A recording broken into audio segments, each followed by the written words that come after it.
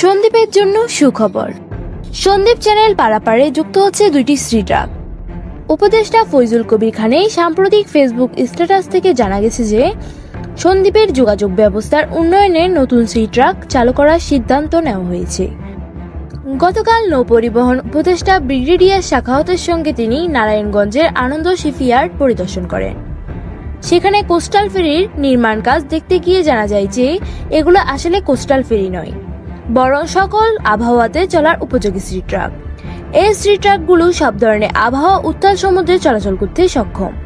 প্রতিটিতে 319টি আসন রয়েছে, তবে এগুলিতে গাড়ি পরিবহনের সুবিধা কিছুটা সীমিত, যেখানে 4-5টি ছোট গাড়ি অথবা মাঝারি আকারের ট্রাক পরিবহন করা যাবে।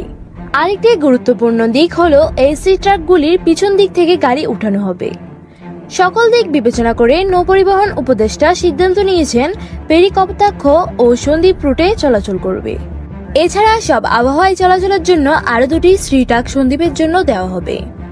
বাংলাদেশের অভ্যন্তরীণ নৌপরিবহন কর্তৃপক্ষের চেয়ারম্যান জানিয়েছেন, আবহাওয়ার উন্নতি হলেই সন্দ্বীপের 2 প্রান্তের ড্রেজিং এর কাজ শুরু হবে। এই নতুন সংযোজনগুলো সন্দ্বীপের যাত্রীদের জন্য নিরাপদ ও আরামদায়ক ভ্রমণ নিশ্চিত করবে বলে আশা করা যায়। ফারজি চৌধুরী, সন্দ্বীপ টেলিভিশন।